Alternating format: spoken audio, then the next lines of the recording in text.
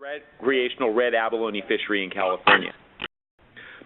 This meeting is being recorded so that we can incorporate the discussion and questions into the review, so please be aware of that. I'm Michael O'Donnell from the California Ocean Science Trust. I'm a senior scientist here who's going to be helping to coordinate this review. For those of you who are unfamiliar with the California Ocean Science Trust, we are a nonprofit 501c3 public benefit corporation established pursuant to the California Ocean Research Stewardship Act of 2000. Our mission is to advance a constructive role for science in decision-making by collaboration and mutual understanding among scientists, citizens, managers, and policymakers, working towards sustained, healthy, and productive coastal and ocean ecosystems. What we try to do is connect science to ocean management. In this instance, we have been appointed by the California Department of Fish and Wildlife to coordinate a science advisory committee to review the science behind the department's survey design and density estimates for red abalone in Northern California. I want to go through a little bit about the meeting agenda and the process we'll take on this call, just to get everything clear to people, hopefully.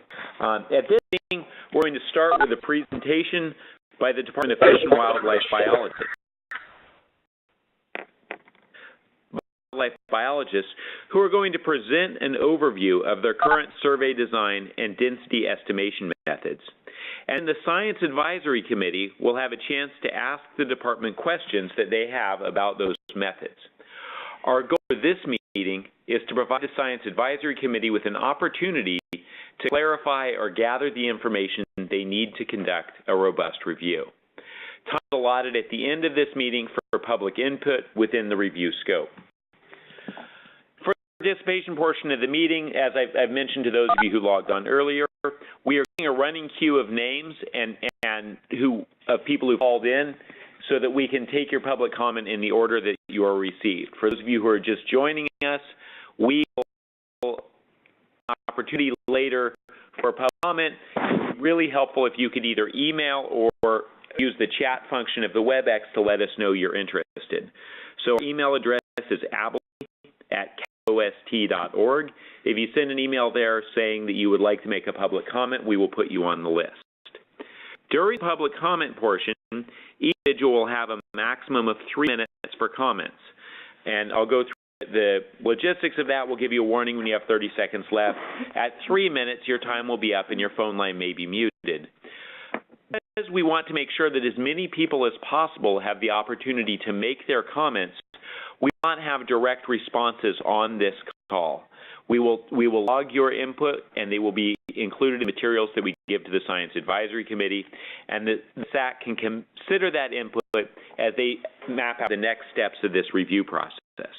If we run out of time and don't get to your name, we'll provide opportunities for email correspondence to be entered in the same way. I really want to stress right now, this is a scientific and technical review related to the survey design and methods used to estimate red abalone density. Questions or comments about the management of the red abalone fishery are not within the scope of this review. I'd like to go over the actual mechanics of the scope of this review. The Department of Fish and Wildlife's goal in asking for this review is to determine whether the methods currently employed for estimating red abalone density are robust and tractable, and if the methods could be revised to better meet the density needs of the abalone recovery and management plan. The AMP uses density results from survey sites to inform management of the Northern California recreational fishery. Specifically, the Department of Fish and Wildlife is seeking scientific and technical review of 1, the design, including strengths and weaknesses of current methods for estimating red abalone density. The application of existing methods, including analysis of existing data and interpretation of results. And 3, the uncertainty associated with the existing methods for estimating red abalone density in Northern California and its adequacy for informing catch limits and other management controls of the recreational red abalone fishery in Northern California, as outlined by the ARMP. The Science Trust will work with the reviewers to produce a summary of review outcomes, including 1, an assessment of the current practice used to estimate red abalone density, 2, what the current methods could be improved, and 3, if so, a list of the ways the methods could be improved. This summary will be made publicly available at the end of the process. The Scientific Advisory Committee is asked only to address the science behind the survey design and density estimates. The Science Advisory Committee is not asked and will not address the management of the recreational red abalone fishery. So procedurally, the review process will be conducted over the next 3 months. It includes, first of all, this call to introduce the science to the Scientific Advisory Committee, and then there will be one technical workshop, late October, and then a final webinar. We would like to make this process as transparent as possible while encouraging candor and open conversation among the reviewers. To meet this end, the membership of the SAC is posted on their website along with their 2-page CVs. I invite the public to listen to this first and then the eventual last online webinar with the SAC. We will have meeting agendas, the meeting summaries, and the supporting documents used by the Science Advisory Committee on our website.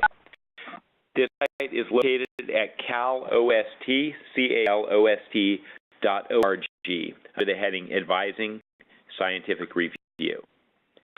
Following this online meeting, a one-day technical workshop with the Advisory Committee and the Department of Fish and Wildlife biologists that occur in late October to delve into technical analyses of the Department's density estimation methods.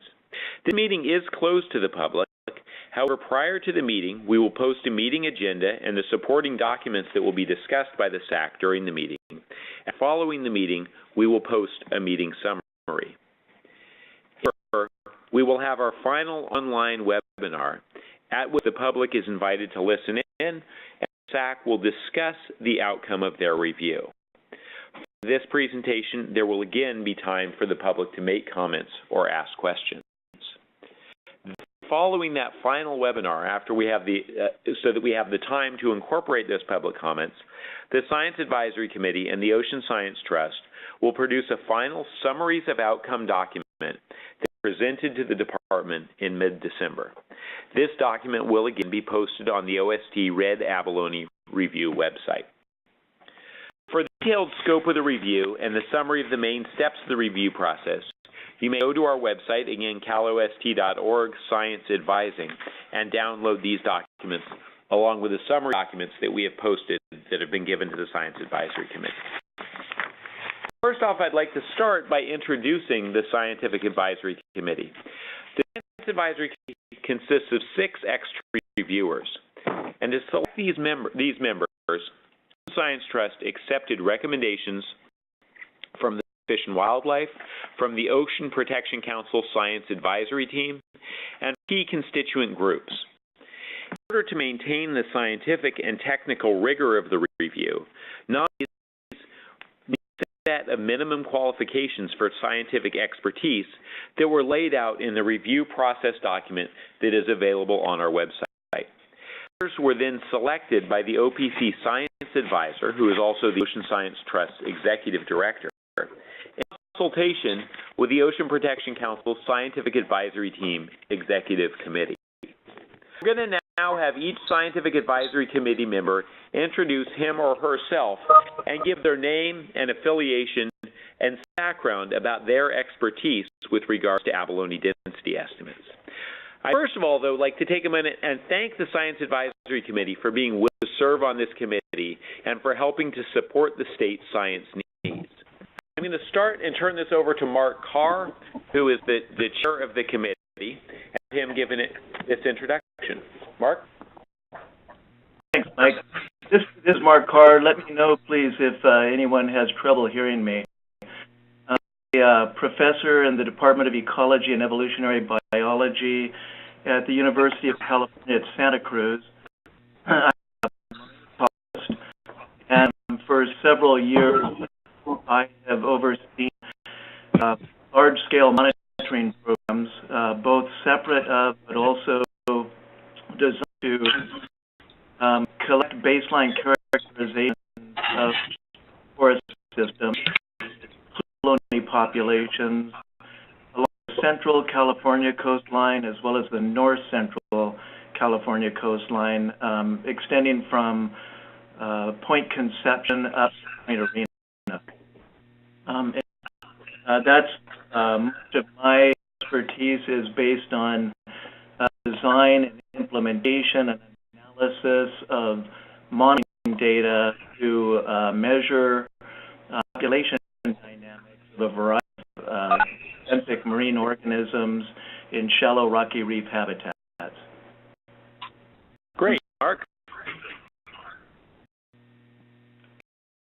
Oh, do you want to go ahead and introduce other? Yes, I know the order of the slides. I'll go through it. So next up, we have Karina Nielsen. Karina? Sorry, I had to unmute myself.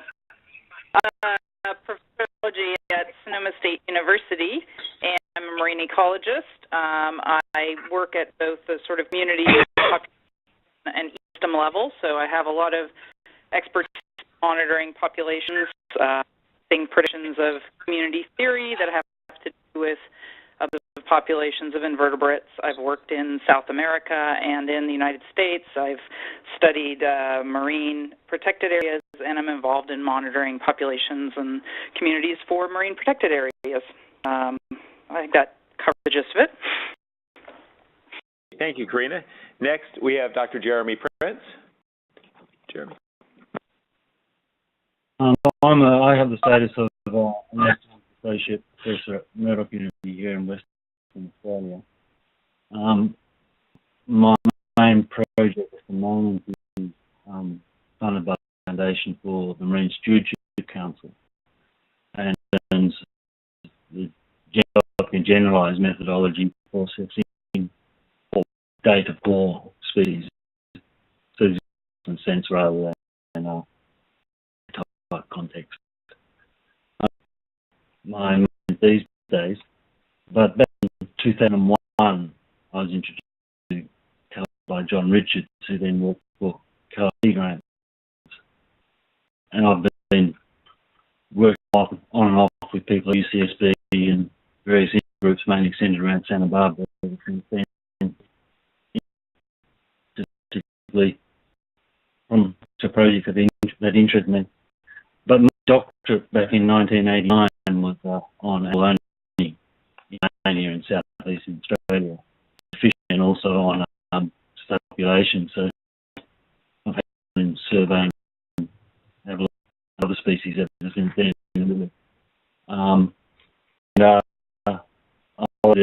And been in the California issue Abalone since then. So great. Dr. Raimundi. Pete? Can you hear me? Yeah. Okay. I'm Pete Raimundi. I'm a professor and the chair of ecology and evolutionary biology at UC Santa Cruz, along with Mark Carr. We're both here. My case with abalone relates around blacks and red abalone. We've done extensive surveys of black abalone from deep in Mexico up as far as they go, and over the same extent.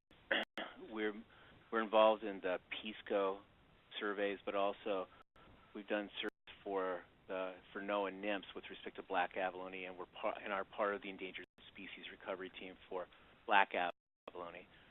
And I think that pretty much covers it. Great. We have Dr. Stephen Schroeder.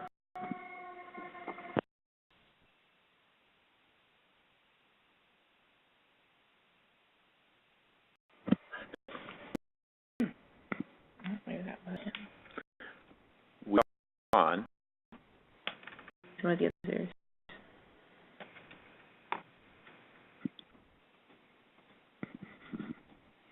Technical difficulties. Stephen, if you can hear us, can you speak up? Yes. Can you hear me? Yeah, there we go. Thank you. Okay.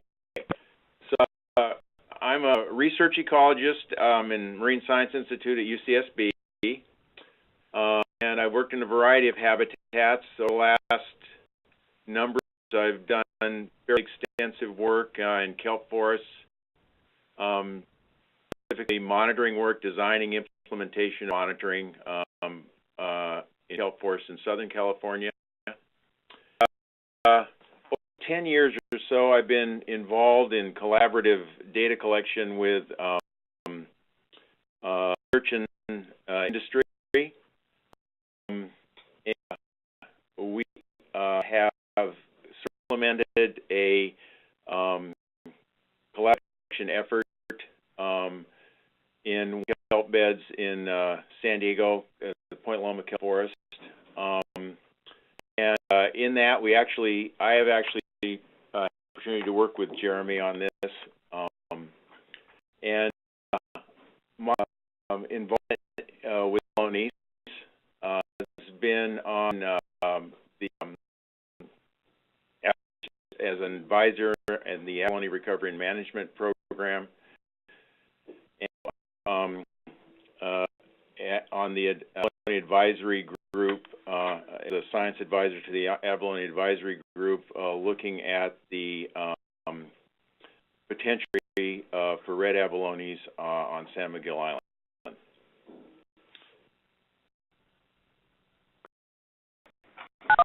And next we have Dr. Brian Tissot.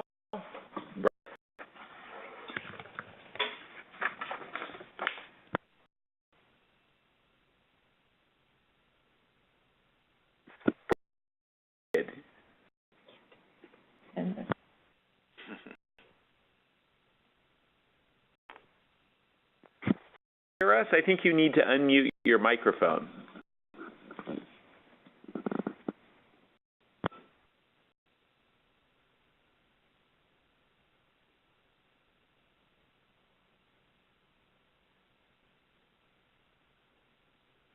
Brian?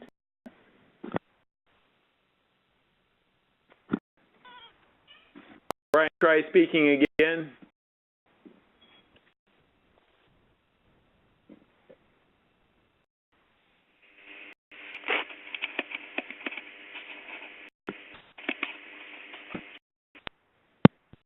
Muted.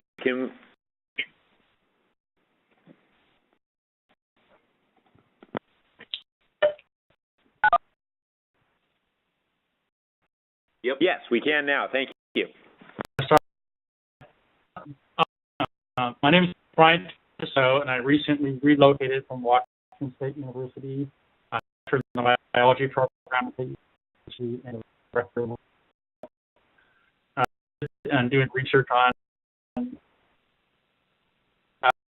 70s as an undergraduate at Cal Poly, black abalone. I studied them at sites in California where I ended up taking a couple thousand animals, following them. As part of that, I served on the scientific advisory for abalone, which and I've read abalone multiple countries in the California Challenge, but I primarily on black abalone. Thank you. Great, thank you. Thank you to all of the SAC members. Hopefully that gives everyone an idea of the depth and expertise that we've assembled for this committee. Next on the call, we have Department of Fish and Wildlife. We have Tom Barnes, who is the head of the Marine Resources, manager of the Marine Resources. And we also have several of the biologists. We have Dr. Laura Rogers-Bennett, who will be presenting a presentation on their methodology. We have Dr. Button, who's an environmental scientist with the department, and then we also have Dr. Ian Taniguchi, who's a senior environmental scientist. These are members of the department's abalone density estimation team, and they are going to be giving us a presentation. That's going to be the next step of this, is a presentation on their methodology that will form the basis of our conversation between the department and the Science Advisory Committee. Whenever you are ready, we have your presentation queued up. So let's begin.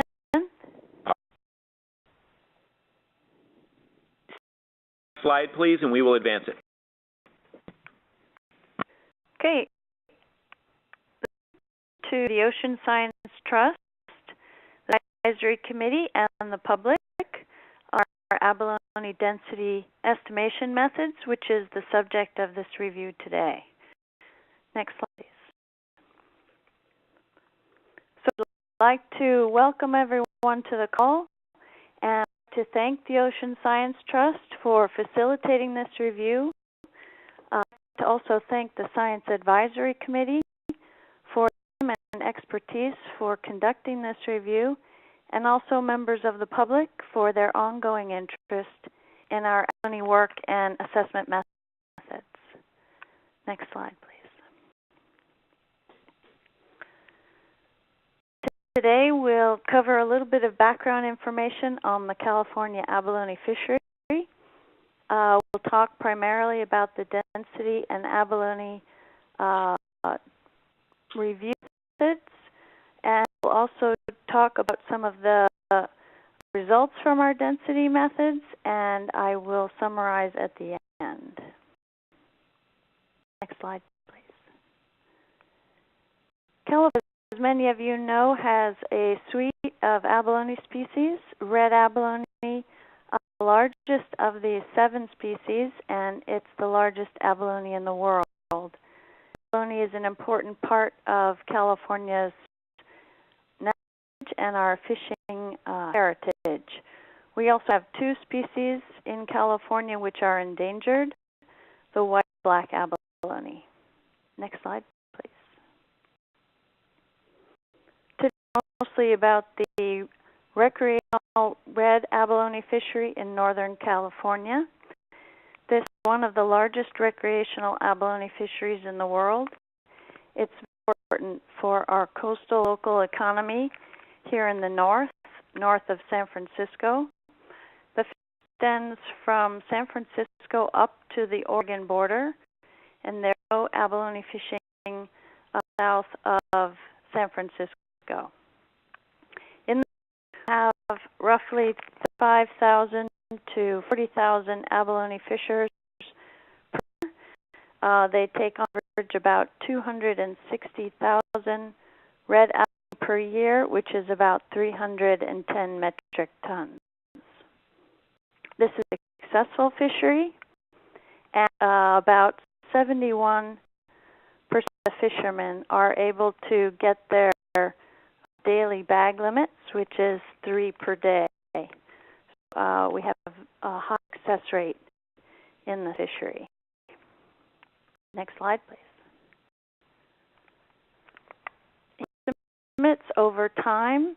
On the one, we've got thousands of abalone, so you can see that the has been hovering around 260,000 abalone per year until 2011, 2012, and those averages are a little bit lower than the 10-year average that we hear.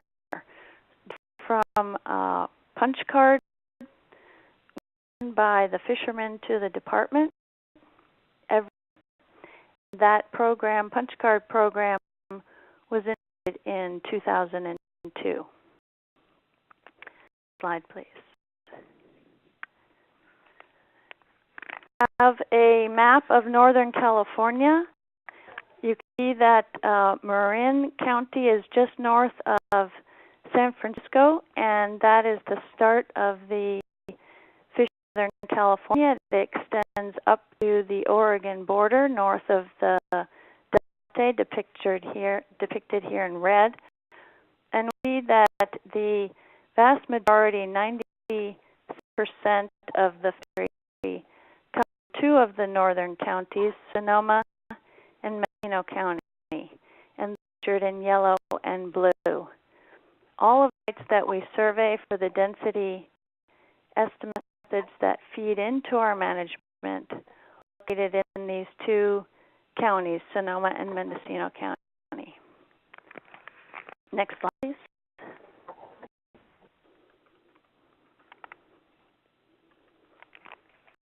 With a combination of both traditional abalone management measures, which are things like size limit, yearly bag limits, as well as enclosures, no scuba allowed for the recreational red abalone abalone fishery on the West Coast.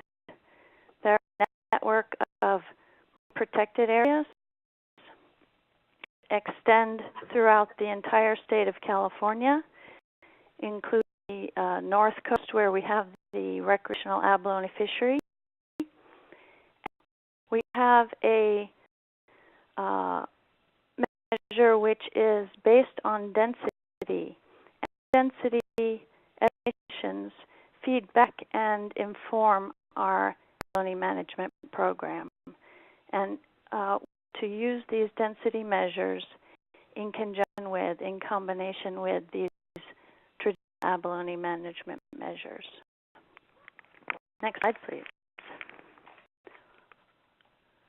So the concept of this particular view is, as if you look at the foundation of this pyramid, we have this adaptive management strategy, which was explained in the previous slide.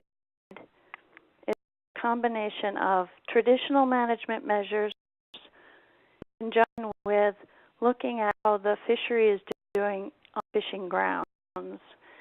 So those density estimations, we have some management triggers which are built into the Abalone Recovery and Management Plan, which is a document that was to manage the fishery in the north and to guide recovery in the south. Management triggers look at what's happening just one step above that, the index sites.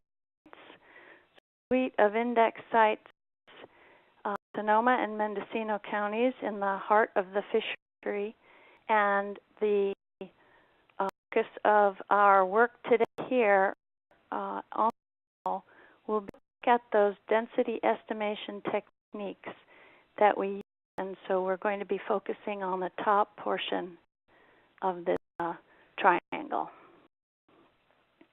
pyramid. Next slide, please. Of our density monitoring is we are going to be using some of this density data and feeding that information back into management. We're not going to be running on our abalone management traditional methods such as size limits and season closures, bag limits. We're going to be also looking at density on the fishing grounds. So in a bullet, we're going to be determining if the changes at these sites, and to what degree is that density changing. We will see that if densities decline by 25%, then we're going to be ratcheting back the fishery. We're going to be reducing the fishery by 25%. Next. So with these density methods to assess the densities at these index sites, and we're going to be looking at them relative to themselves in the past. So we'll look at a site, sites that are the 8 index sites in the present time period, and we will compare that to an earlier time period. So our hypothesis is that there will be no change in the average density through time. We're going to be testing this hypothesis, and the time periods that we're going to be looking at are the most recent time period, where we surveyed all of the index sites in the fishery, and that recent time period is 2009 to 2012.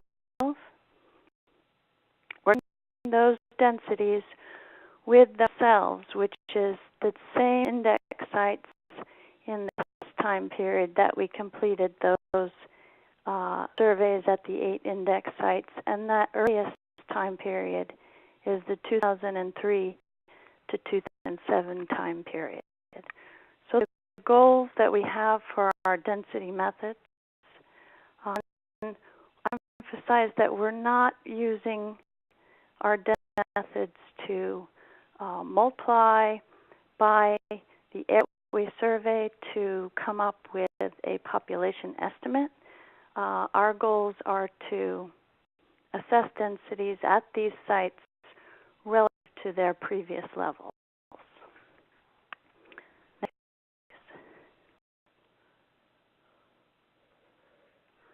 So looking at the density estimation methods themselves, we're looking at our sampling design, which is a random depth stratified sample design. We're going to look at the sample sizes, at the sampling program, and at the comparisons of densities between these time periods, the most recent time period and the early time period. Next, please. Where are these index sites located? As said, they are important sites within the fishery. They are 4 in Sonoma County and 4 in Mendocino County. Catch from these key sites in the fishery make up 48% of the catch overall within the fishery, and these are the sites outlined in the Abalone Recovery and Management Plan, designed to be sites which we expect would be sensitive to changes in fisher and would be showing us potentially changes in density if fishing measures are not keeping sustainable levels of fishing happening at these sites. Next. The sites range in size from about 1.4 to 2 miles across. They have an area of about 76 to 183 hectares, and these areas are estimated from maps from 0 to the 18-meter depth contour. These do not take into consideration the subtidal topography, notice the ups and downs of the reef, and so we consider these area estimates as that estimates. Next slide. Survey a large range of sites, and there are, within this list, there are asterisks next to the sites which are our index sites. So we're interested in looking at reserve and fished sites. We expect that there are large declines in marine protected areas or reserves that be due to factors other than fishing. So it's important for us to survey sites of different fishing intensity as well as reserve sites to give us some indication of what's happening within the fishery and in the non-fishery areas. Please. The design method sampling program is a random stratified design, and here you see a map of one of our sites, Fort Rock, which is from one of our 2012 surveys. In this area, we have randomly assigned a suite of spots to be surveyed by our divers. The points are generated with GIS software and the rank generator software. They're put on the USGS topo maps, which show the contours at 18 and 60 feet. Surveys go from 0 to 60 feet in depth and by 30 rates for our 36 transects. Points are distributed evenly within 4 depth strata. So 9 transects surveyed with each of the 4 depth strata to make the 36 total. The units are located in rocky reef subtidal habitats known to support red abalone. They are on rocky reef sites. Unlike Southern California, they are very rarely to be sand patches at these sites. Visitors then are given handheld GPS units and assigned to these different transects to stretch 30-meter tapes. Next. So to some transects as opposed to some of the options. Our goal with random transects is to ensure that the density average that we get from is representative of the site overall, and so we want to randomly assign our transects within the site. Fixed transects used and are used extensively in the program in the south, and this method is very useful for looking at changes over time at that particular area, but they may not be representative of the density of the site overall. Next. And on a depth stratify our sampling design, and simply that is because abalone density varies by depth. So we want to keep track of that and take that into consideration. So here we have the depth strata that our transects are deployed at. The transects are randomly located and equally distributed within these 4 depth strata. We go to 15 feet, 6 to 30, 31 to 45. All the way to 60 feet. Next slide, please. So to survey 36 transects per site, 9 transects per depth, and transects are 30 by 2 meter. It takes 3 to complete these 8 index sites. Do not survey when the heights are greater than 6. We will call off the surveys if we get heights. It takes approximately 576 underwater diver hours to complete the 8 cycle of our sites. Next slide, please. Sample data sheets is here. This is on the top of the data sheet. We have diver survey location, dates, GPS, start, stop times, and the most important feature of our data sheet is right on the top. It's the abalone and urchin counts. We have 3 species of abalone that we routinely title, red, flat, and pinto, and 2 species of urchin, the red and purple. And we count the number of these animals with 5-meter runs along the transect from 0 to 30 meters. The transect will be completed by a dive team.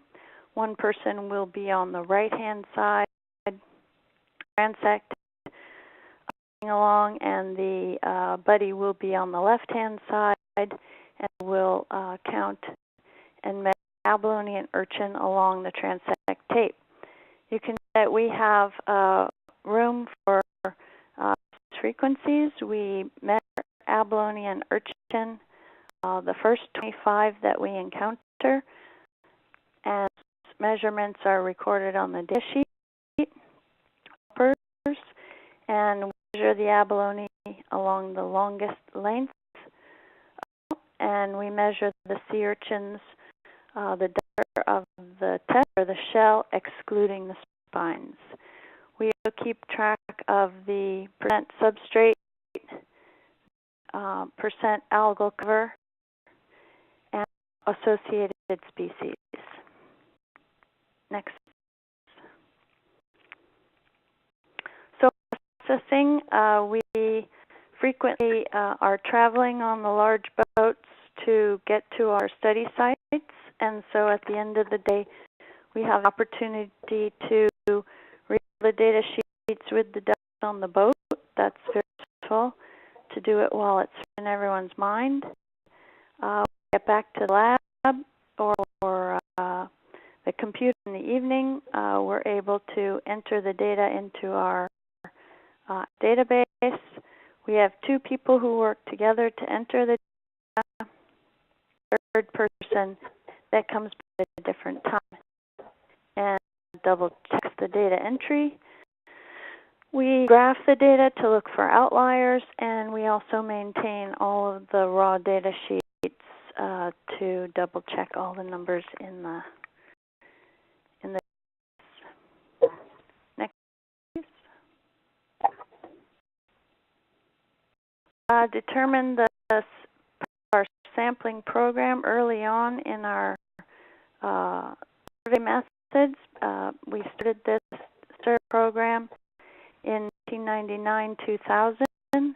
The sample program was started to help us create the Abalone Recovery and Management Plan. And early on, we were able to look at some of the variants in the data and try and determine what kind of sample sizes we wanted for this management application. We wanted to look at kind of an effect size we could detect, and if we want to detect smaller and smaller effect sizes, then we need to increase our sample size to reach those goals. Next. Statistics. We use the statistics to help support our management goals, them to detect strong patterns in our data, and we use them to determine if these changes in densities, if we see any, if they are statistically significant, and frequently we use ANOVA to determine if these changes in densities are significant between our time periods. We have a suite of statistical options that we can use, but these are the primary tools that we've used in this density review. Next slide, please. Some of the data that we've been getting. What we got here is that we've shown to the Fish and Game Committee.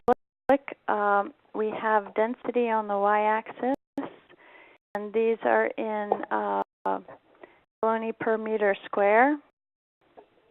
And x-axis we have different time periods. They're the time periods I outlined earlier. The early period where we had completed all 8 index sites, and that was the 2003 to 2007 time period. And our most recent time period wherein we had completed the full survey cycle both in Sonoma and Mendocino counties. That's the 2009 to 2012 time period. What you can see is that there has been a decline between these time periods of about 35%, and the decline was statistically significant. Next slide, please. If we look at our data separating both Sonoma from Mendocino County, is then we have the density on the y-axis in Abalone per meter square, and we have the 2 time periods in each of the 2 counties. So we have 4 sites in Sonoma County, which there on the left, and we have 4 sites in Mendocino County, which averaged on the right. Comparing the earlier with the later time period, we see that the saw in the earlier slide of 35% is that being driven by this large decline of 60% in the county. And those two time periods had significant differences in density. If we turn to Mendocino County, we can see that there has been no significant decline in Mendocino County. And the earlier and the time period look the same. And so we see that the abalone fishing that's been happening in Mendocino County is not, between these two time periods, resulted in any declines in density. That Sonoma County has had a huge decline in density there, and that was significant. Slide, please. And in Sonoma County, we had a harmful algal bloom or red tide of 2011. South of Abalone, gumbo on the beach. You can see that image there from Fort Ross in 2011. And this harmful algal bloom extended pretty much the length of Sonoma County. It's also a little bit in the north of Marin and impacted roughly half of the fish grounds. We think that this was a dinoflagellate, Gonialex. We're studying its spa. It could be Membranacea, and that we are continuing to monitor algal, the mite, and also the abalone in the region and outside this region.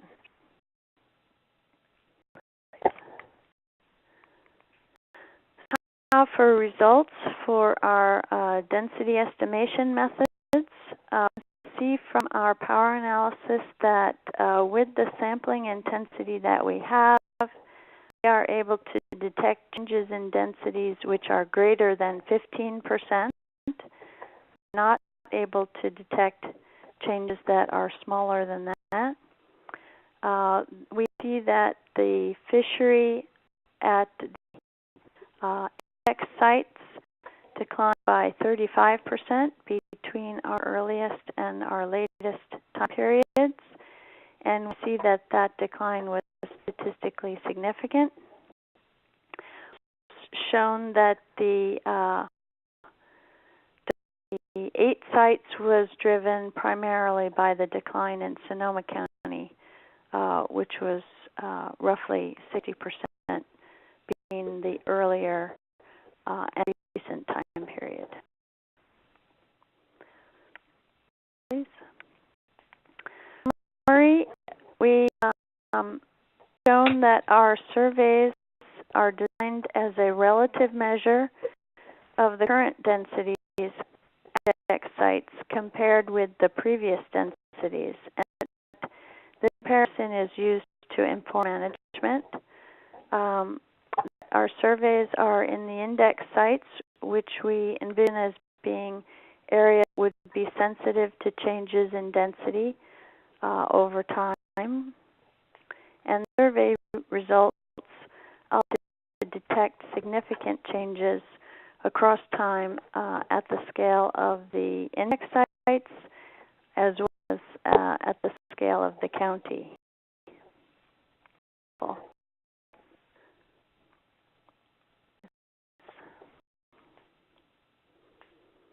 So our program relies heavily on our trained volunteer divers. They are all American Academy of Underwater Science divers, and we would really like to thank all the people who have lent us hand underwater. Obviously, we couldn't do all of this work without their help, and there are some of their names. They're from a suite of institutions along the coast, and we rely heavily on them, and we thank them for their with us. Next slide, please. I have ongoing partnership. Our survey program now is 14 to 15 years old, and we rely heavily on our enforcement branch within Department of Wildlife. They've been a huge supporter of our efforts in the field, providing a lot of boat support and technical support. We rely heavily on our Department of Fish and Wildlife dive program and our diving safety officer, Dave Osorio, who helps us with a lot of dive logistics and trainings that we need. We also rely heavily on our academic partners, particularly the dive programs at UC Davis, UC Cruz, and Humboldt. We get a lot of our divers from these programs, and we work with these programs to develop training modules with them. So to thank the Dagan Lab Dive program, who's part of UC Davis. Next slide, please. So I'd like to thank you all for your attention and alert you to the OP's website, which you can use to track some of the density review work that we're going to be doing here to the technical workshop and then at the final webinar. Thank you very much, Laura. And now, to turn the microphone, as it were, over to the SAC. So, Mark, I leave you in charge of this portion of it, and we're going to unmute the microphones of all the SAC members. And hopefully no one has a very loud air conditioner running in their office or anything like that. And hopefully you'll be able to have a question and answer period with the biologists. I want to stress to the biologists that they shouldn't really feel necessary to answer every question in detail on this call. The purpose of this call, is just in the interest of time, is to phrase the discussion of the upcoming workshop. And so it's quite likely that there will be many questions that will require more detailed answers, and the hope is that this will give the biologists time to prepare to answer those questions at the workshop. So you're ready to go? Sounds good. And so, with the addition of the rest of the maybe I could go ahead and start off with a few questions, and others can follow along. And actually, one of the first questions I have might be appropriate to both the OST as well as Laura. And Laura, thanks very much for that presentation. Not only did that actually review the document you gave us previously, but you actually added information. And so that's one of my first questions. That document, the density review doc that we received previously, was particularly enlightening and sort of useful reference material. And so one question I have is whether or not, as the SAC asks and receives detail or feedback, could you use that as a living document? And Laura, would your group be willing to continue to flesh out that document with this added information that then the SAC can continue to refer to? Yes, that, vision that document isn't for any purpose than this, so we can add and subtract as we like. Yeah. You already addressed some of the questions that came to me as I read through the document. So, for example, how you actually, what kind of software and procedure you used for actually identifying the distribution of the surveys within a site, the transects within a site, and you gave greater detail in that, but, the software that you use, the technique, it would to have a summary of that. Like as you mentioned, the divers actually locate those transects in the field using handheld GPS. If we could add that to this document so that the site can continue to reference that information, that would be good. That was quite nice in this presentation was a representative map of those transects were actually distributed across the site. It would be cool to have a few of those, including how the distribution of transects may vary given site over time. That gives us a feel for not only the spatial distribution in a given year, but sort of how that changes through time. So if those could be included, those figures included in the document, that would be really nice.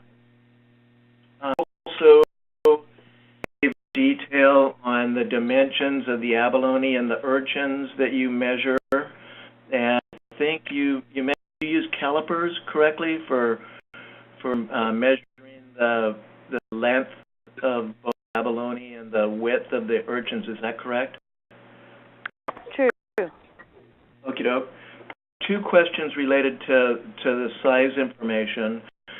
One is you mentioned in the presentation that you measure the first 25 individuals that you encounter. So with the first 25 individuals per transect, with more than that number on a given 30-meter transect? We measure the first 25. Sometimes we'll get to 30 per transect. If more than that, do not get measured, but I think it's very important to note here that we count every abalone or urchin along the entire transect till we get to the 30-meter mark. We don't stop at Mark 20 or Mark 25. So counts, as you could see on the data sheet, are the very top of the data sheet, and emphasize strongly that that is the most important part of the work to underwater to get completed, and that most of the other work on the data sheet is secondary to those counts. So transects that don't complete count. So in the document, you don't actually describe how size data are used. I noticed that in the abalone recovery management plan, there's your criterion number 1, which takes these size distributions and bins them to the I believe it's an intermediate and large categories, and then a target size distribution of 90% and 25% respectively. So is that the purpose of collecting the size data? Yeah, so it's not in the density review document because that document is intended to be narrowly focused on the density methods for the purpose of our review. Here, I think that having a detailed discussion at the technical workshop about the size frequency distribution data that we collect and how we go about using that would be, totally appropriate. Okay. Yeah. Similarly, you mentioned in detail some of the attributes you measure along the transects as well. The topography and the algal cover wasn't articulated how that information is employed as well. It may relate, I guess, if, for example, if you're thinking about using some of that information as covariates to density estimates. I don't know if that's something you want to explore as well. So I'd like to make 2 points relevant to that. The first is that our subtitle surveys are ecosystem-based, So while we do focus heavily on abalone and urchin, we collect data, as you say, on habitat, on algal composition, and then associated species or other species within the community. So that's one of the reasons why the data are important for us to collect. Again, it wasn't covered extensively in the density review document because the focus was this density review. As you mentioned, we use some of that information as covariates. Again, I think this would be a relevant topic for the workshop. A quick question from a fish guy, right? Is minimum visibility distance criteria that we have for doing fish surveys, but for all authentic stuff, I guess it's not as an issue. Do you have any kind of visibility criteria that you call safe or not? No, we really haven't experienced visibility conditions which would preclude surveys. We do tend to, sticking our faces down into the cracks and crevices. We're very close to the bottom, so we haven't really experienced that as an important whether we're going to go or not. We generally have enough visibility to conduct the survey, since each diver is looking at just a 1 meter swath on each side of the transect tape. So the area that they're responsible for surveying. Mm-hmm. Okay. Yeah. Just one comment that would be nice is with respect to the analysis portion of the report, the analysis, any of the statistical analyses, including the power analysis, it would be good to know what stats package you guys typically use for doing those analyses. Correct. We can put all those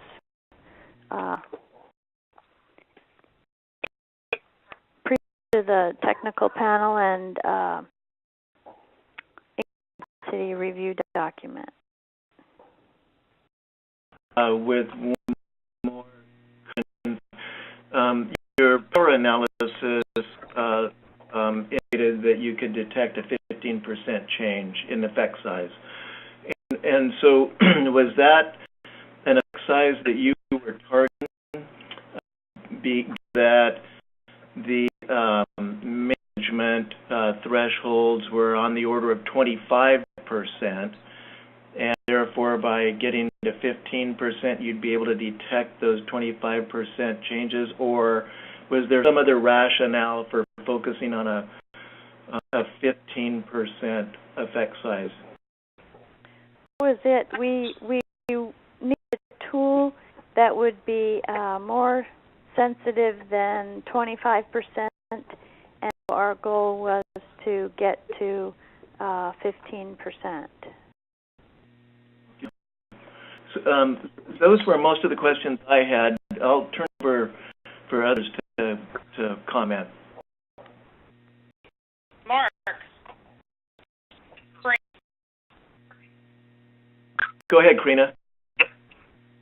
I wanted to follow up, so I have a couple of related questions about the statistical methods, or just I would like to have a little more information on the statistical model and whether you guys consider at all some of the hierarchical nesting levels that you inherently have in the sampling design. So things like counting within bins and then transects, and at the site level and at the county level, and then at the sort of, I guess, the region of the whole fishery. So I would like to have more information about that. I was also curious for the analysis, if that was done for the fishery as a whole. It relates to this hierarchical nature, potentially, of the sampling. So just a little more detail on that would be helpful. The in that we'll be looking at that in the medical workshop at length, both those questions. Got a curiosity about that. The other I'm curious about is a large number of divers, and I'm wondering to what extent you cross-count at all among divers to get just to see if people are counting the same or coming up with the same numbers, something like that. Yeah, we have a large number of divers in that list, but you have to remember that it's a 14-year list. Most of divers are with our dive program for many years. We have them and we work with them one-on-one, and we pair them up with experienced divers on the boat for their first year. So that's really the way we go about making sure that they're getting some of the counts and consistency between accounts. We also have oh, sorry, I'm getting some static there. Crayons, which we use underwater. Sometimes an abalone will be the middle of the tape, and so the divers want to indicate who counted that particular, if it's sort of half on one side and half on the other. And so we will use these yellow crayons to indicate X on them, saying, yeah, I got that one. Okay. And let's see. I guess I had one more question at this point, which is, have you opportunity to compare the estimates you're getting with others who may be doing surveys in the area? And I guess I'm not sure to what extent there's overlap with other programs that might be a basis of comparison. Yeah, I think that's going to be a topic that we can delve in at the and we've folks on the panel, so I think it would be a really good to have. Yeah. Well, I asked a lot of the questions I had as well, so I think those are all the hot in my head at the moment. This is, if it's all right. Well, I want to jump way back, and it seems to me the first question we need to ask is, what purpose of the density estimates? And I can think of two. One is you just care about the density of abalone, and the other is you care about the density of abalone because you're using this as a management tool. And it seems to me, and I just want to be clear about this, that our question is the former. You know, this has nothing to do, our review at this point at least has nothing to do with them as managed species. We could just as simply be talking about densities of tegula as we are about abalone at this point. Is that right? I think that's a great discussion to have at the workshop too. Well, by what the charter says, and I just want to make sure, because a lot of times I think it's a phenomenal design, to be completely honest, with respect to getting density. And but I'm not as clear about whether it's a phenomenal design with respect to getting to the purpose of management. And I don't know what our charge is. I think I do, and I think that it is actually just about density. And I get clarity on that. Yeah, this is Mark Carr. If I can just insert one comment on that, and that is that we have to think about these density estimates to some extent in the context of management decisions. For example, as we just discussed with respect to the statistical power of the design and the analysis. For example, one might be is estimates to have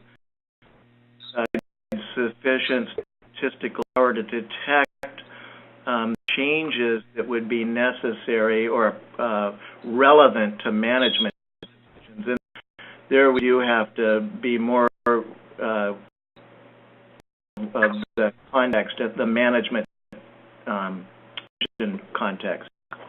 Well, I understand that, Mark, but my question is more about if this is a density estimate with respect to management. I would think that are presented elsewhere in our reading material, which are size-specific estimates or even the down into groups, would be much more informative with respect to trying to assess density. So you think that from a management perspective, what you want to know is recruit individuals that are than some level and individuals that are smaller than some level and the ratio of those two and those sorts of questions, and then the power analysis based upon those attributes rather than an overall density estimate. And so I'm trying to figure out whether that's a fair comment or whether it's completely off the table, so it's not a fair comment. Pete, this is Moose from Ocean Science Trust, and I just wanted to step in and direct you again to the 3 points in the review scope. A goal of this review is to determine the density estimations are useful for the management as specified in RMP.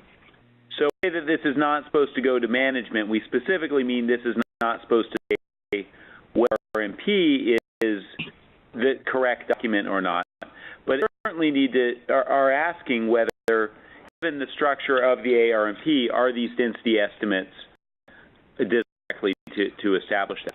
So I think the questions you're asking are very relevant, and I think this is something we need to have discussion over. But it is definitely, it's not that would be how you'd measure tegula as well, but it's the appropriate methodology to the management uses of these data. Does that clarify it for you? But I think maybe I'll just wait to finish up. I have big questions too. Okay. So one of the things that was brought out is that when you're sampling, you don't use flashlights, and that may be just fine. But of where labs oftentimes are, I'm just wondering why was the decision that was made. We have two different types of surveys. Well, we have a lot of data that we collect on abalone.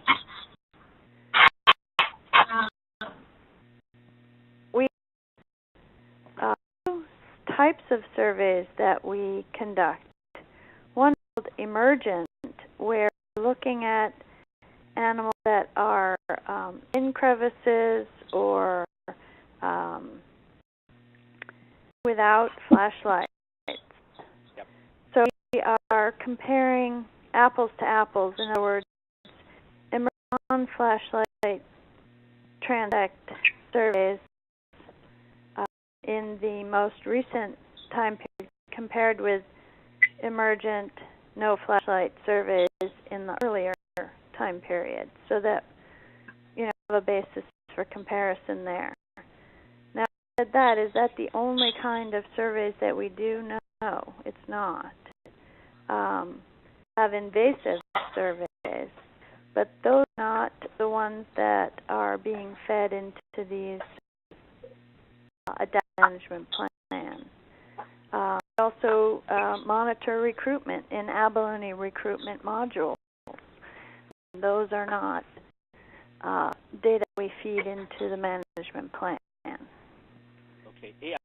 Just semantically, just so that we're all on the same page, because I've been working on some other issues recently, but when we're talking about recruitment here, we actually mean ecological recruitment, right? Which is not like recruitment to the fishery. Is that throughout? So we have a whole suite of sizes that we track. Yeah. We have sampling methods where we are tribally settled abalone, which are in the less than 1 millimeter. We have sampling where we're tracking nibbles that you can see. What I'm asking is not your about, eye. We're asking about just the term recruit, because in most fisheries work, it's used as an animal that is within the size range that can be harvested. Right. So I just want to make sure that we're in the ecological context, which is the first time you can see it. We're doing all of the. So recruitment, for example, in our abalone and recovery management plan would be recruitment to the fishery, 100 to 177 millimeters. Those are big animals. Okay. Just one other. It's just a clarifying question, and I just want to make sure that I fully understand the triggers. So one trigger is if the population or density falls 25% below the previous, then take is reduced by 25%. Yes, but what I think we'd like to focus in on is not so much the triggers, but more the density estimation methods that we use to get our data. I understand that, but it relates back to Mark's question, which is, what those triggers are going to be sort of very important to be able to detect. That's all I'm trying to get at here. So, yes. As you want to be able to pick up at least a 25% since that's a trigger, right? Right. So we can talk more about those also. Yeah, but beyond that, that's the only relative trigger, right? If you pick up a 35% change, you're going to reduce the take by 35%. Our triggers are not based on our detection levels. No. That if you picked up a 25% change, then it was reduced. Our triggers are not based on our power analysis. Is that what you're asking? No, I'm just okay. All right. I'm sorry. Understood what you're getting at. But that makes it clear that it's an important topic for us to cover at the workshop. Okay. If this is Steve.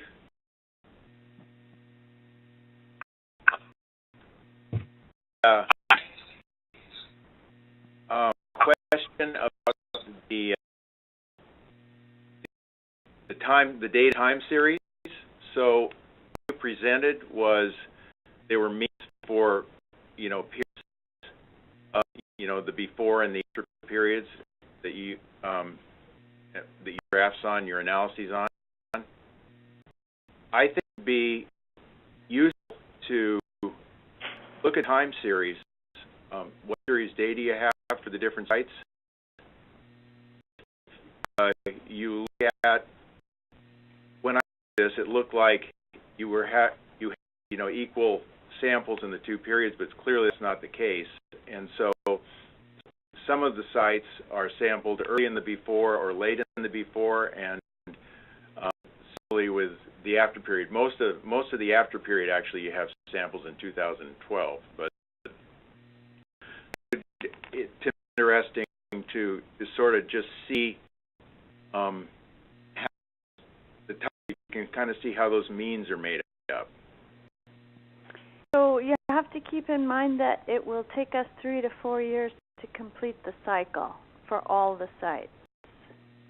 Yeah, I understand that, but nevertheless, it seems to me interesting just to look at that. I mean, you have the data there, so to kind of aggregate it, to me, interesting, perhaps useful. We can do that, and we can, I think what we can see is that when we want to try and do time series analysis, that we're going to need a lot more data points for each site than what we have now, even though we have 14 years. Right. That's a few points. This is sort of data snooping, really, to kind of look and see the structure of the data. Right. I mean, if you're going to do time series analysis, you probably do need data, and if you're not, your design isn't really geared for that, but nevertheless, it would be of interest. And in the long run, that would be a wonderful goal to try and get towards, is to have the data to do time series. now we don't. I have another question, I guess, about the power analysis. And what case that you came up with this effect size? You just used the data, and that's the effect size you came up with based on the very. I mean, you're comparing the before and after, and you got variances and your sizes set, or did you? So was it a post hoc power analysis with a 15% figure, or was there another used? Well, to do this early on in the design of the sampling program to try and nail down how many transects we wanted. So we wanted to do the fewest with the power that we needed. Right.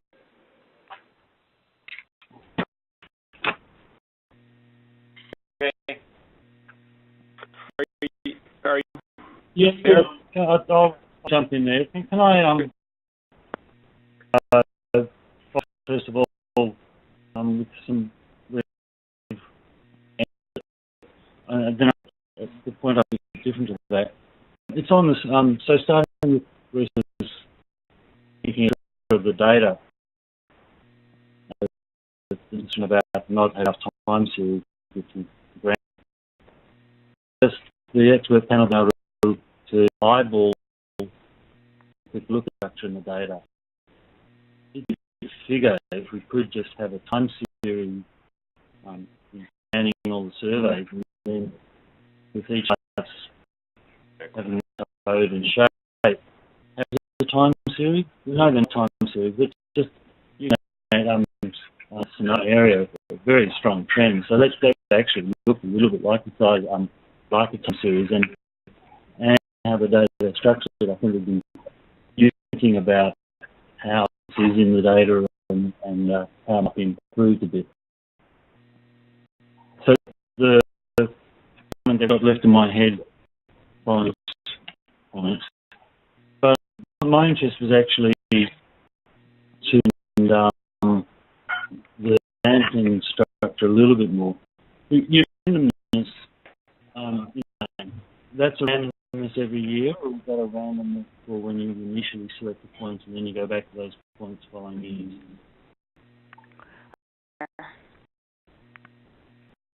And can I support Mike in a request for some more, showing us some years of the points used, and we can see how they fall, because the one looked very even spread. So I'd like to see if that,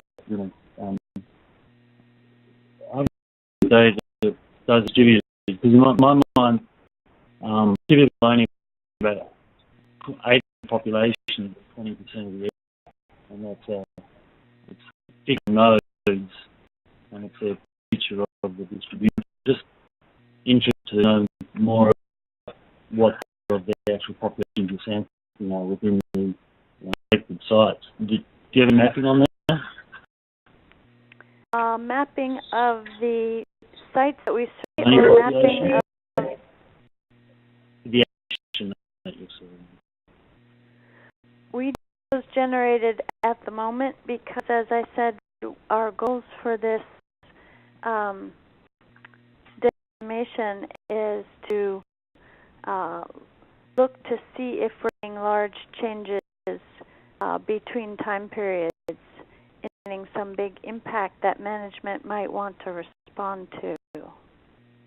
Yeah, but in understanding the variance in the data collecting and therefore working out more precise estimates of those densities you're interested in. No variance. That's about how you're sampling the interest with the feature in the populations, and so it's good how they're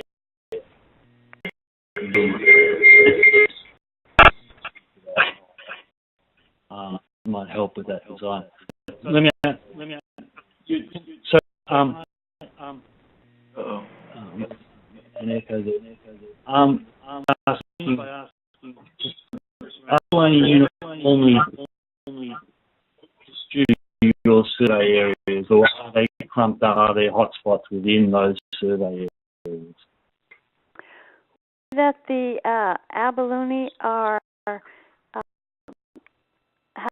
in density with respect to depth. So that's why we have depth stratified those transects. So that pattern hold for the majority of our work and other people's work. So it was important to capture that design of the sampling program. In your shallow or your deep, yes. Are they uniformly distributed? So pretty uniform because we have quite rocky habitat there. Like in Southern California, we have big patches of sand where they wouldn't be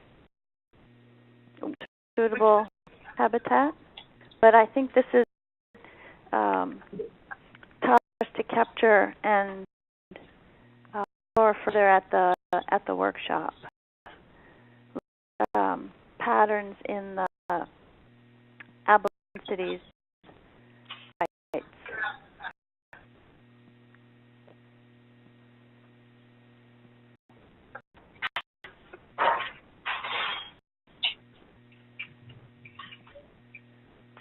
More questions? I would be interested in seeing, looking at that spatial issue a bit more, say, with the data at the workshop. I'm pretty, even though you selected randomly, each time you've done the surveys, you have actually taken positions of the yes on your data sheet. You do positions where you survey each time. That's where I was at, that's on your 6 on your data sheet. But Great. And Brian, have we located your online? Yeah. Okay. Yeah. Actually, most of the questions I was going to ask are taken. I think I'll reiterate a couple that I think are important in the workshop. I think how data are used in the analysis is really important. When you're looking at sub-fish size, I'd like a little more information about that. Part of your presentation, I apologize if this is redundant, but it would be helpful for me to see how you place your transects relative to habitat. When you use method, how things end up placed. There's a lot of among variability in both densities and areas for me to see how that sampling plays out relative to kind of variability. On density, but I think it would help me very much to understand why you defined this kind of 0.5 per square meter trigger and kind of a threshold for a measurement action.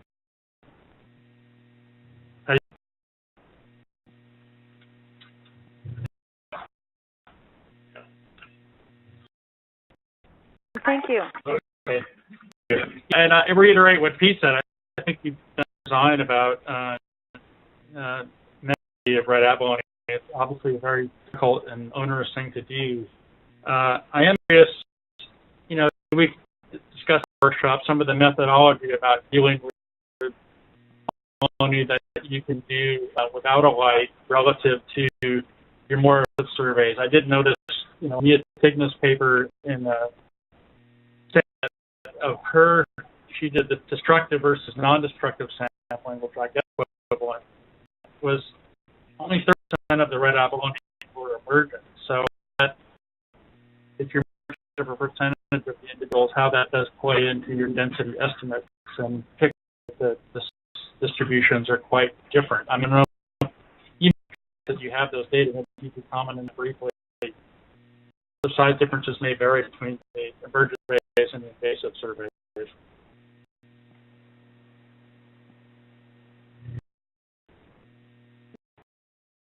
Able to get a lot more of the smaller ones in the invasive surveys.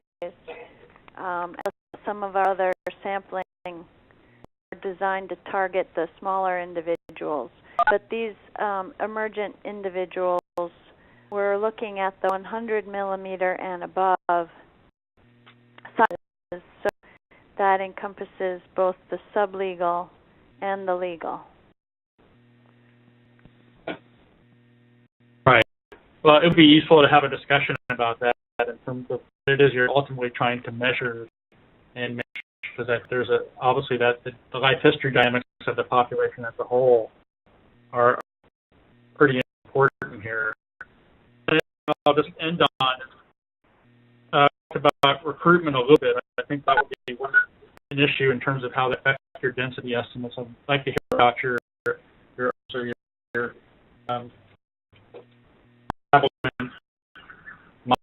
to hear more information about that.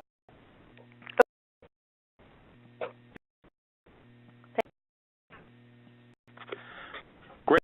Does the SAC have any other questions for the biologists? This is Mark Carr again. I had one question that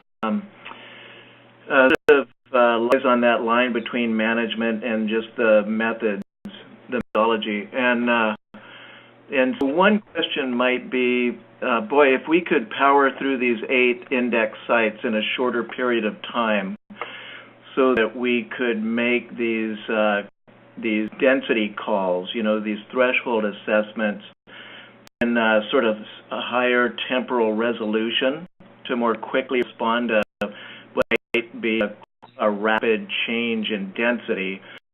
And, what you presumably would have to do is reduce the number of transects per site.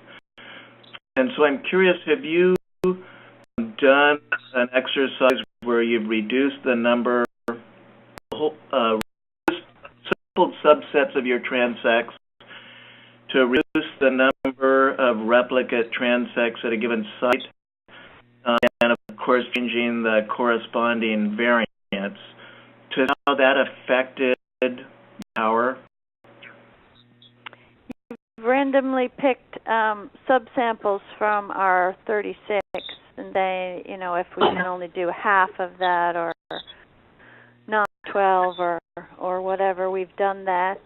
The other thing that we did was when we had this algal bloom, we were able to survey all of Sonoma County right away and phone those numbers in to as a matter of fact, line was up at the commission meeting way up in Northern California, and we were phoning him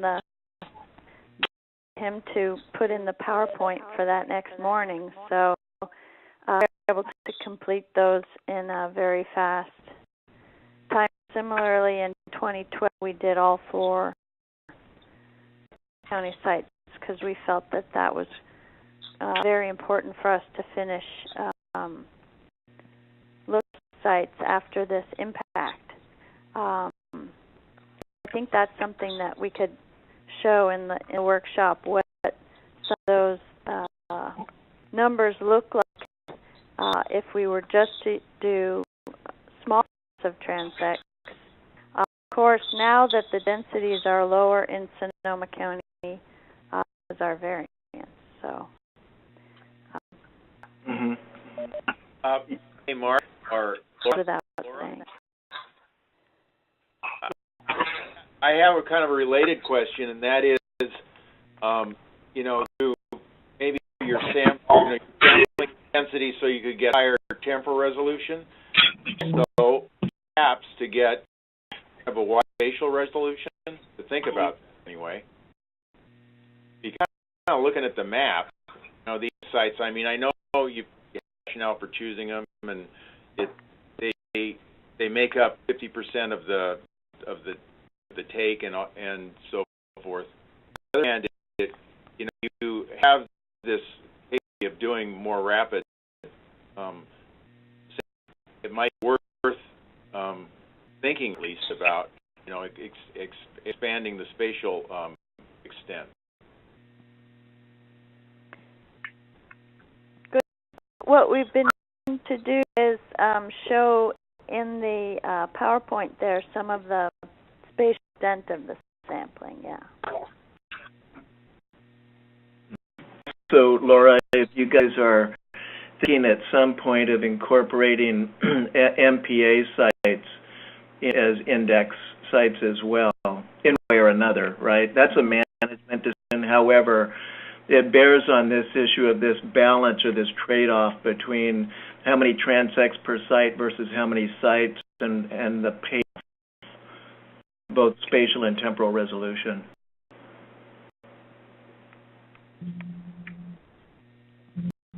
So if anybody else on the SAC has questions, we'll back to Moose. Great. Chance for anyone on the SAC to pose any more questions. If not, we'll move ahead with the public participation period. Okay.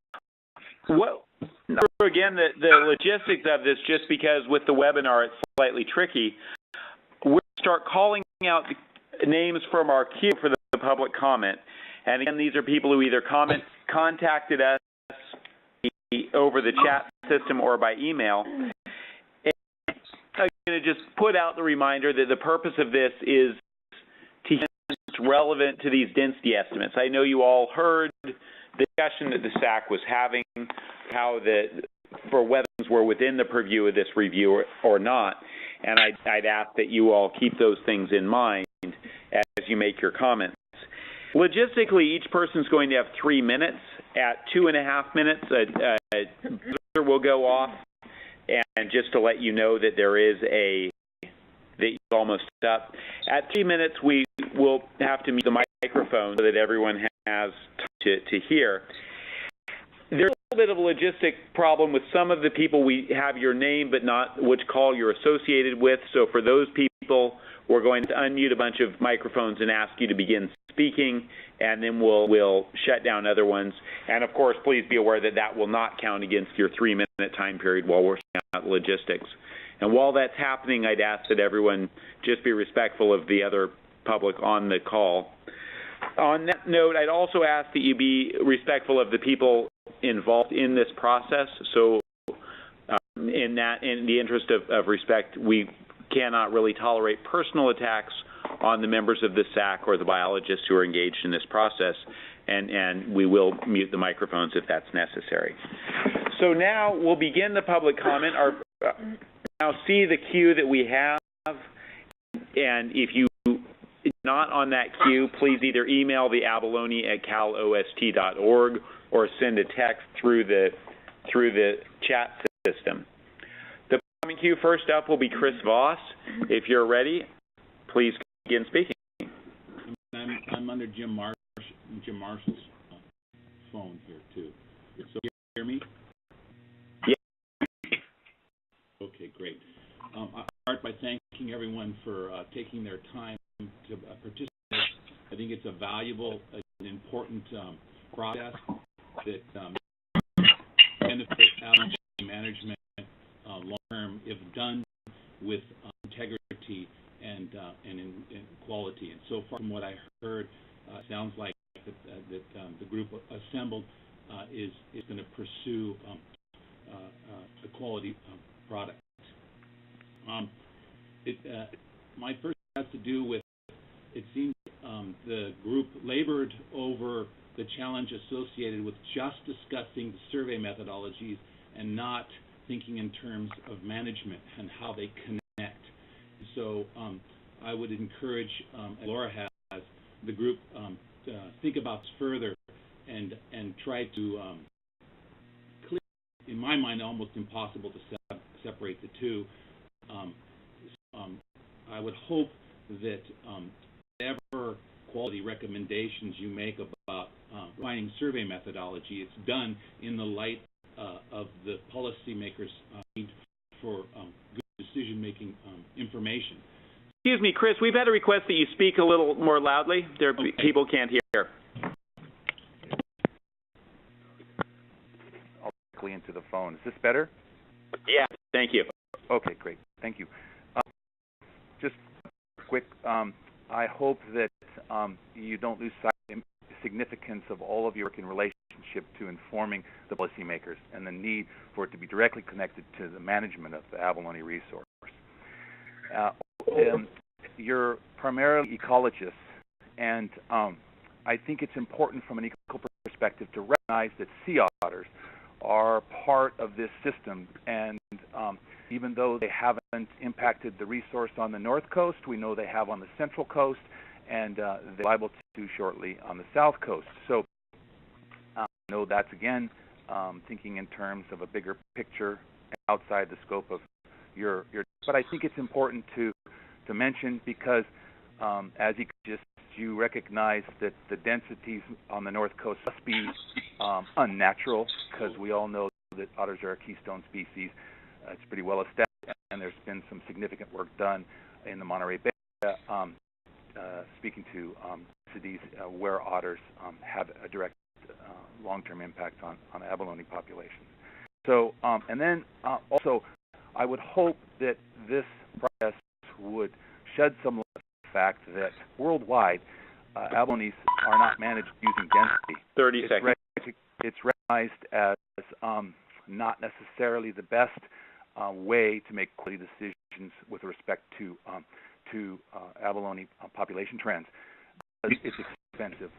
Laura's her limitations within the system that's there, and I think those limitations have been discovered to be so profound in other venues that discarded density and chose to pursue other metrics to inform their decision making. Okay, thank you so much for giving me the opportunity to contribute, and I look forward to speaking more in the future and learning more about what you guys produce. Thank you. Great. Next up, we have Bill Bernard. Are you there? This is one where we're going to have to unmute several unidentified names.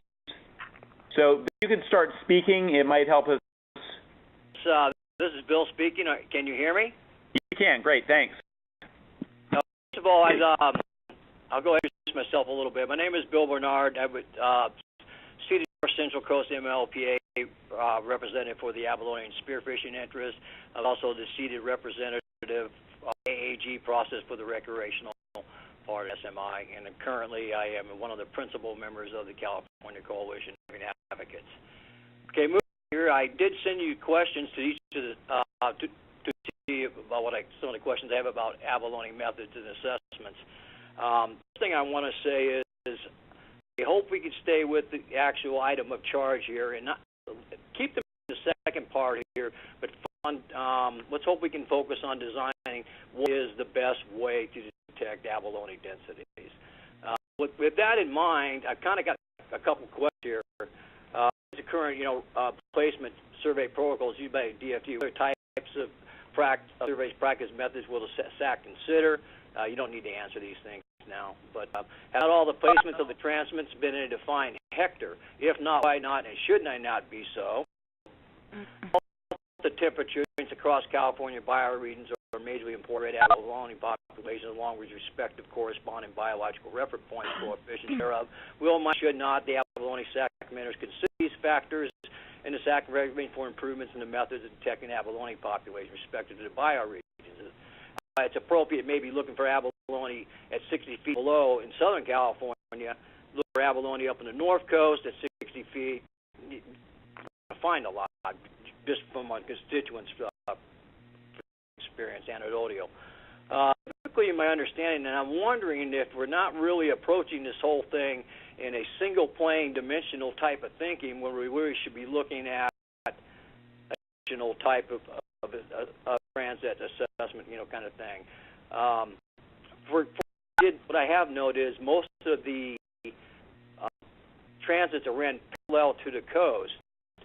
Well, that kind of got me kind of going a little bit, because up on the North Central Coast and the North Coast area, a lot of rocky reef structure are basically kind of monolithic rock, and channels that are perpendicular to and not parallel, and these channels are probably required by water action.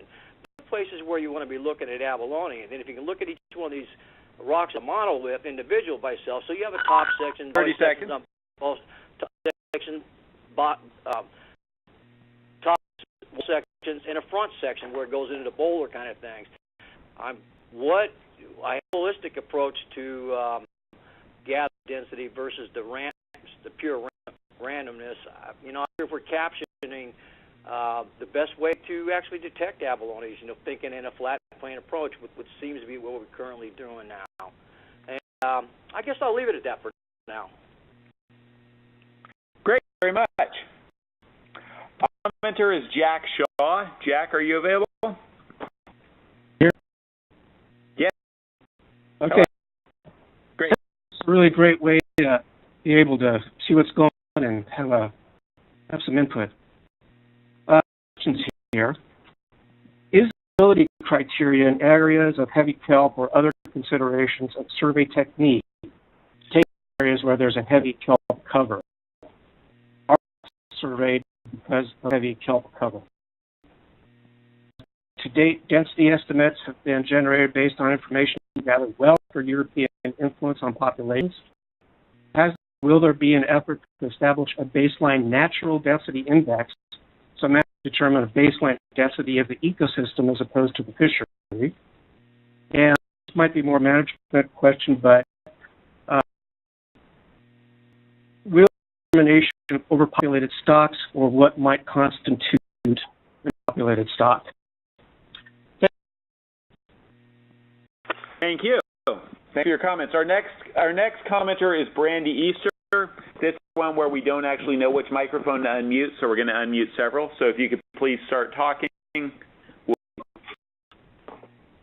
Brandy, do we have?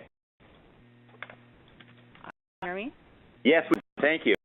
Great. Thank you so much for the opportunity to provide comment and agreeing with Jack that this is a great way for us, the public, to engage.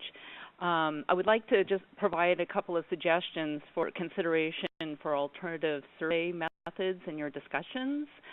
Understanding that one of the Department of Fish and Wildlife's goals is to review the adequacy of existing methods. I'm concerned that the 8 existing index sites do not reflect all of the abalone population densities throughout the entire North Coast, that some parts of the region are less populated. And continuing with my concern with the new marine protected areas and more divers venturing further, some of these lower population density areas will have more impacts. So I'm wondering if you're going to have, again, discussions on how to address the population changes throughout the region to have a better pulse of the fishery. And then additionally, knowing that the state is financially challenged, hopefully that you'll consider broadening your diver base and integrate citizen science. Train volunteer divers beyond the scope of the pool of divers, so you have them from the Oregon border all the way through Marin.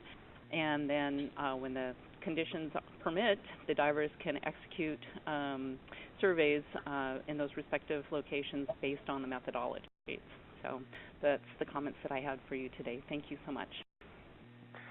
Great. Next caller is Richard Alvarez. Again, one where we don't switch microphones, so we're unmuting them all. If you can begin talking. Hi. Yes, we can. Thank you. All right. Thanks for taking my call. I'm the diving safety officer at Humboldt State and have participated in a lot of surveys, and it's very challenging in Northern California waters for sure.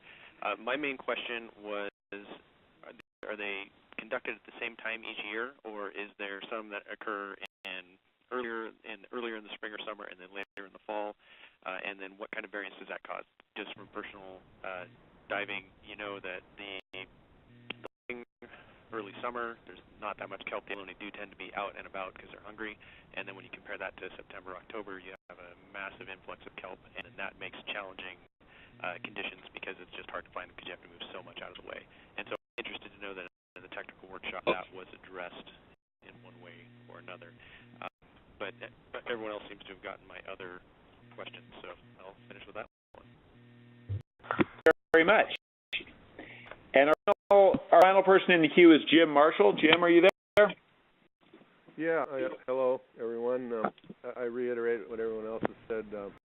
Thanks for giving us the opportunity.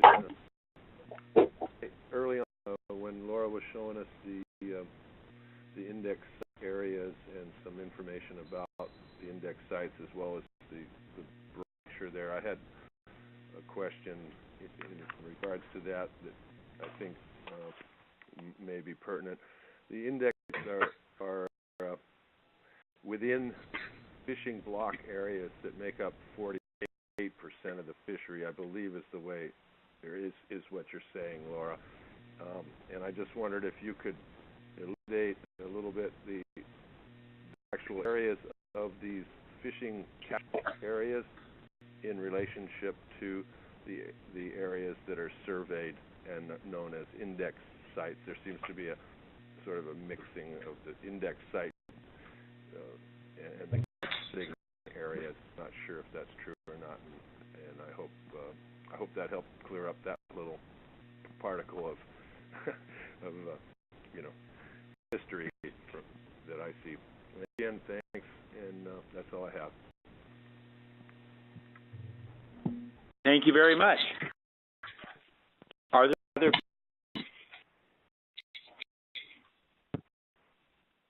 Is there anyone else who is trying to make a comment who was not able to get through? We're just unmuting.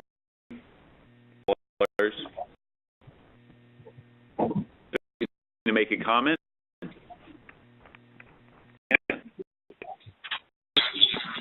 Yeah, we can. Can you please state your name? So I'm the president of the Watermen's Alliance. Go ahead. I can hear somebody's baby screaming. All right, we'll start muting the other calls. Okay. Yeah, I'm concerned that I'd just like to make sure that the process, in the end, it's several issues. One is that checks that they do, that money and do, they can't do all the time, called off because they do their surveys so far in advance, and then when the day comes, if it's bad weather, they can't do their surveys. So I don't think that the transects are actually done, not depth protocol the way she described. Look at the data from DFG, and that's not what I'm seeing. With a larger number of transects or sites, transects, but index sites in the counties, Sonoma and Mendocino, because the complaint of a lot of divers is that outside of those 8 index sites, the population are actually overcrowded. In the 8 index sites mentioned, those are all very easily accessed, very heavily fished sites. And in the RMP, in the temporary management plan, those sites were chosen as index sites because they were the first indicator of heavy pressure. But what it's turned out to be is those 8 spots that everybody goes to, all the divers, all the inexperienced divers, all the visitors to California, and they receive an extraordinary amount of pressure compared to the rest of the coast. So they're actually showing what's going on with the rest of the coast as the diver would like them to represent. So with that, I'll sign off. Thank you. Thank you for your comments. All right, are there any other comments? One more chance since we're a little bit ahead of schedule. Otherwise, thank everyone for participating, especially the DFW biologists for their presentations. And again, like to thank the Scientific Advisory Committee for taking the time to participate in this process. The next steps of this process, I'd like to just go through those a little bit to help people understand where we're going from here. We will be posting a summary of the questions that were asked on our website so that you can see that we accurately captured the meeting today. And following this, the next step is the technical workshop that's going to happen in late October. And hopefully this webinar today gave everyone a good vision of the questions that the Scientific Advisory Committee are planning to ask and the direction that the discussion is expected to go. Following again, before that workshop, the agenda will be posted in advance so that you can see that workshop is. And then following the workshop, a summary will be available of what was discussed and what background materials were looked at. The technical workshop is complete, and SAC has provided a preliminary draft of their report.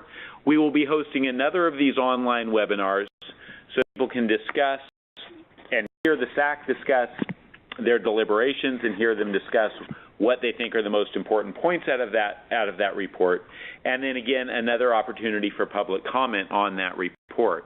And then after that, the final report will be released.